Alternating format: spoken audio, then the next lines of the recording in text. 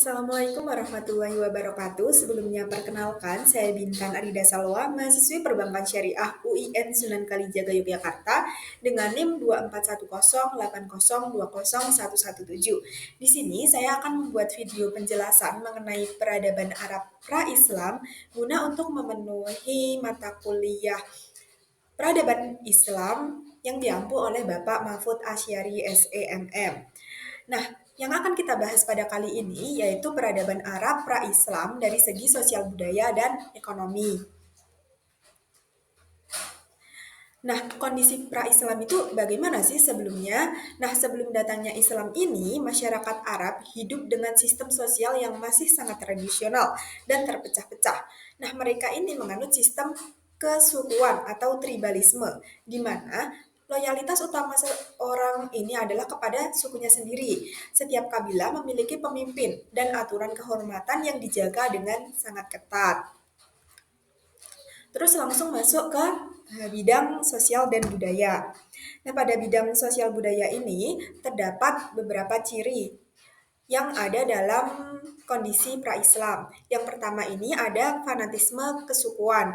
Nah, fanatisme kesukuan itu gimana sih? Masyarakat Arab ini pada saat itu sangat menjunjung tinggi kehormatan suku, konflik, dan peperangan antar suku ini sering terjadi hanya karena masalah sepele seperti perebutan sumber air atau penghinaan terhadap kehormatan suku. Terus selanjutnya ada kedudukan perempuan rendah.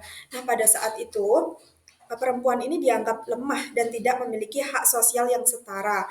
Bahkan dalam beberapa suku, bayi perempuan ini dikubur hidup-hidup karena mereka itu kayak malu gitu dan menganggap itu tuh sebuah aib dan beban keluarga. Nah, hal ini tuh terdapat dalam Quran surah At-Takwir.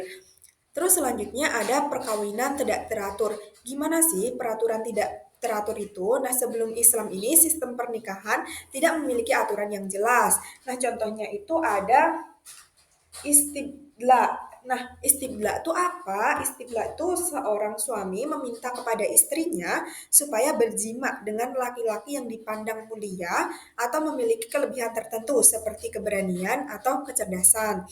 Terus selanjutnya ada juga matku. Matku itu apa? Yaitu seorang laki-laki menikahi ibu tirinya sendiri setelah bapaknya wafat. Terus yang ketiga ada polandri. Polandri itu seorang perempuan itu menikah dengan beberapa laki-laki. Sedangkan itu kan dilarang ya dalam Islam. Terus ada juga ba'dal. Itu tuh tukar menukar istri tanpa bercerai terlebih dahulu. Nah, itu tuh kan berarti perkawinannya tidak teratur. Akan tetapi nantinya kalau sudah Islam masuk itu perkawinannya diatur dan juga tidak seperti ini. Terus yang keempat itu ada budaya mabuk, judi, dan penyembahan berhala. Pada masa itu, kehidupan sosial mereka ini diwarnai dengan kebiasaan negatif, seperti minum khamar, berjudi, dan menyembah berhala yang disimpan di sekitar Ka'bah.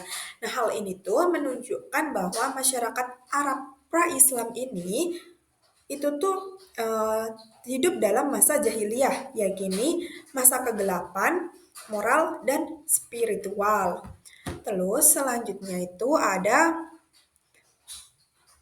hal positif bidang sosial budaya. Hal positif di bidang sosial budaya ini yang pertama, kita di sana tuh menjunjung tinggi kehormatan, keberanian, dan kemurahan hati. Terus selanjutnya, puisi Arab atau syair itu berkembang dengan sangat pesat. Nah, itu tuh eh, para penyair itu memiliki kedudukan terhormat di kalangan sukunya. Melalui puisi-puisi mereka lah ini, sejarah bangsa Arab sebelum Islam dapat kita ketahui yang kita pelajari saat ini. Terus yang ketiga ada Ka'bah di Mekah ini menjadi pusat ziarah dan keagamaan. Akan tetapi itu tuh masih dalam konteks berhala. Terus selanjutnya ada di bidang ekonomi. Kan tadi di bidang sosial dan budaya, terus sekarang kita masuk ke bidang ekonomi. Nah, geografi di Jazirah Arab ini kan didominasi oleh padang pasir dan oasis. Nah, itu tuh memaksa masyarakat untuk dia tuh bisa mengembangkan ekonomi yang unik dan adaptif.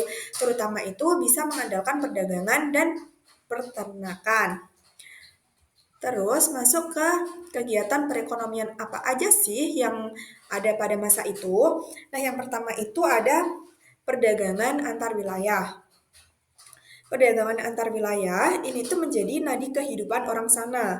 Nah, orang Arab ini melakukan perjalanan jarak jauh ke Syam atau Suriah pada musim panas dan ke Yaman pada musim dingin, sebagaimana dijelaskan di Quran Surah Quraisy ayat 1 sampai 4. Nah, mereka ini berperan sebagai penghubung antara negeri-negeri besar seperti India, Persia, Romawi, Afrika, hingga menguasai jalur perdagangan lintas benua. Terus yang kedua itu ada posisi strategis Jazirah Arab. Nah, Arab ini memiliki jembatan penghubung atau menjadi jembatan penghubung jalur perdagangan utama dunia kuno, menjadikan kota-kota seperti Mekah itu tuh jadi pusat perdagangan dan pertukaran budaya. Nah, Mekah ini juga dikenal sebagai kota niaga dan ziarah yang ramai. Terus yang ketiga ini pelabuhan dan niaga di wilayah pesisir. Nah, wilayah pesisir di barat dan selatan Jazirah Arab memiliki pelabuhan-pelabuhan yang sangat penting bagi lalu lintas perdagangan laut. Pedagang asing seperti India, Persia, Cina kerap singgah di pelabuhan ini. Nah, itu tuh membawa barang-barang mewah dan budaya asing. Terus, yang keempat itu ada pertanian dan peternakan. Meski terbatas, di daerah oasis seperti Zaman dan Taif, masyarakat memanfaatkan sumber air untuk bercocok tanam dan berternak unta, kambing, serta mengembangkan kebun kurma dan anggur. Nah, usaha ini tidak dominan, tapi sangat vital sebagai penunjang kehidupan. Terus yang kelima ini sistem ekonomi tradisional dan barter. Nah, belum ada sistem keuangan dan modern yang tersentralisasi pada saat itu. Transaksi ini banyak dilakukan secara barter.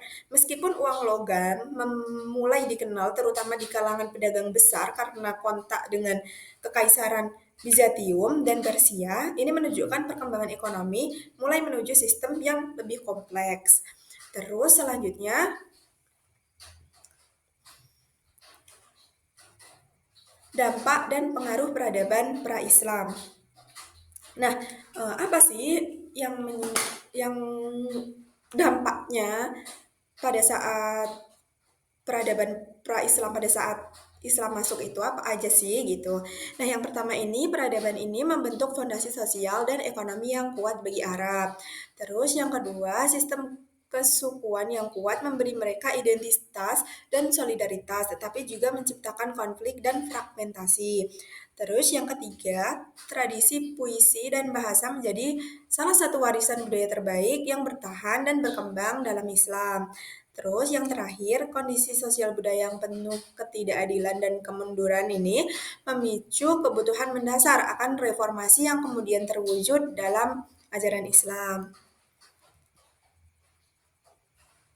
Nah, mungkin itu saja yang dapat saya sampaikan. Kurang lebihnya mohon maaf. Wassalamualaikum warahmatullahi wabarakatuh.